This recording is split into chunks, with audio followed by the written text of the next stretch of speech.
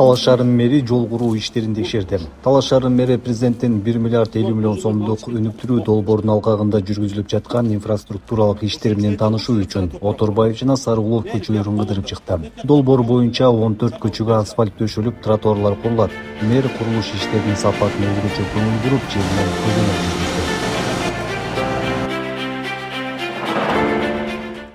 Чоң урматтуу президентибиздин 1 миллиард 50 миллион берген акча каражатында чоң долбоорлор жүрүп жатат. Анын арасында бизде мына 14 көчөдө 54 километр тротуар бар. Ошол менен эле биргеликте чоң Бердике Баатыр көчөсүн Ак үйдүн асты чоң ошол площадь бар. Бүгүнкү күндө 14 көчөдө бирдей тротуар жүрүп атат. Да, ыңгайсыздыкты жаратып атат, аны биз көрүп атабыз.